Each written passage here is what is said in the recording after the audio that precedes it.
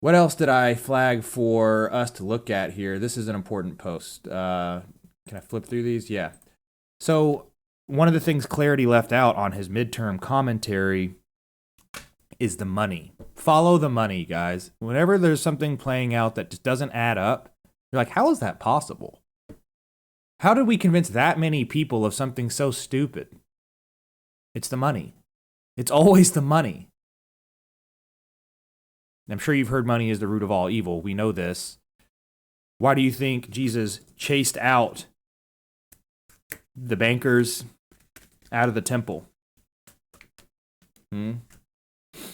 With whips, cords, flip the table on them. Say, get the hell out of my church. Don't want you here, you fucking evil piece of shit.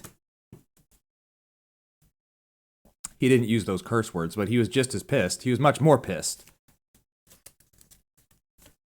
Usury, the usage of money to manipulate other people is evil. That is one of the methods. And so when you look at these candidates and you look at the amount of money they received in their campaign, the amount of donations, it's just not even close. Raphael Warnock, total almost $100 million.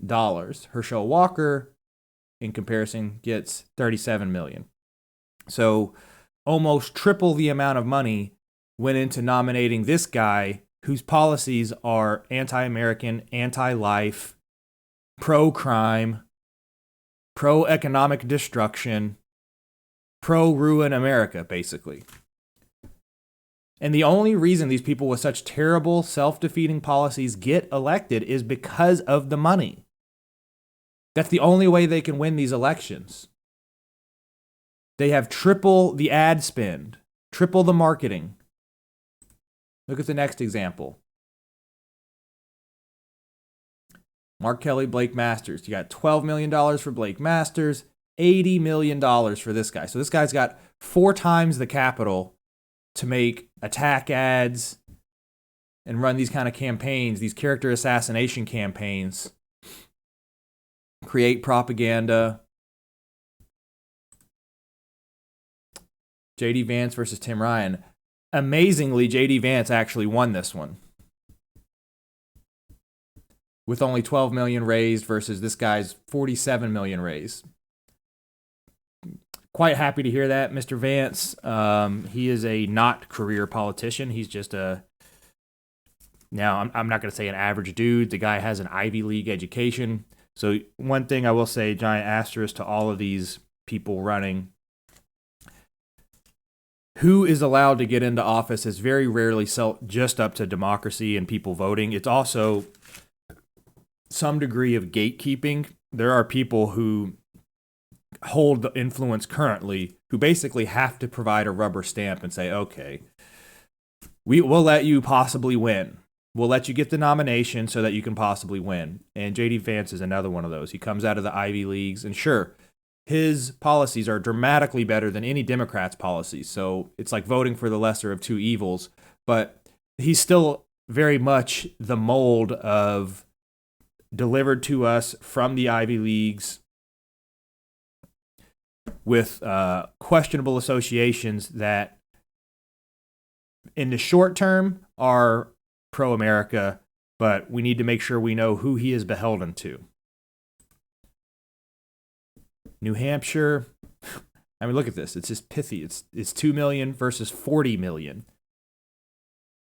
What do you think happens when your opponent has 20 times the amount of fundraising than you do? Pretty hard to win a race that way. And so the biggest takeaway here, when you look at the discrepancy between the amount of donations and the amount of ad spend that these candidates have, Democrat versus Republican,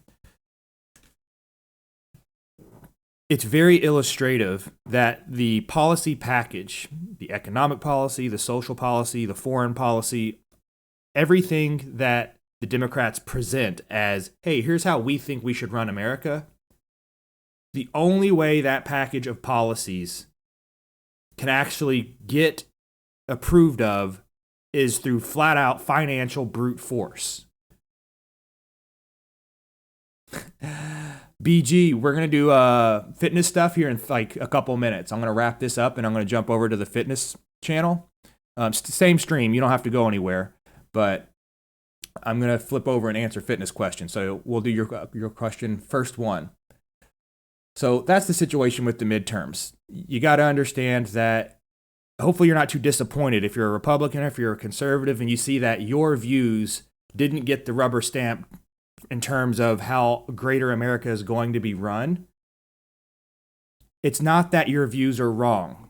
It's not that your views aren't popular.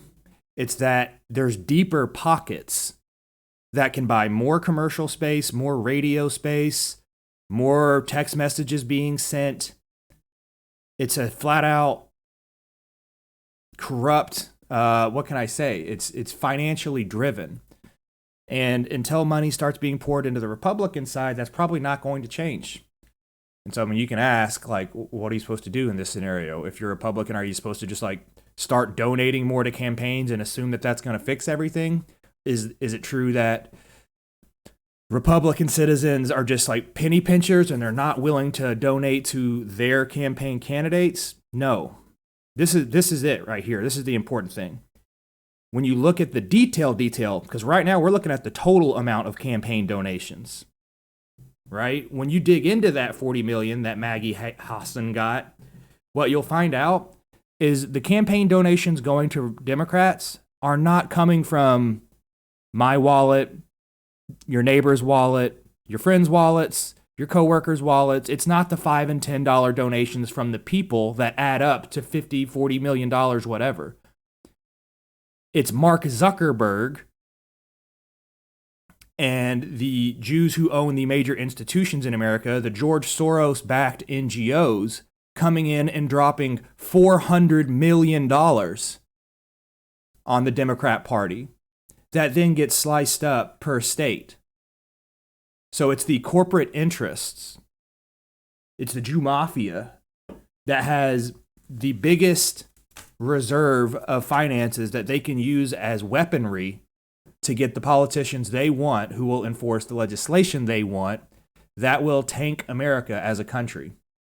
That's what's going on. So that's midterms.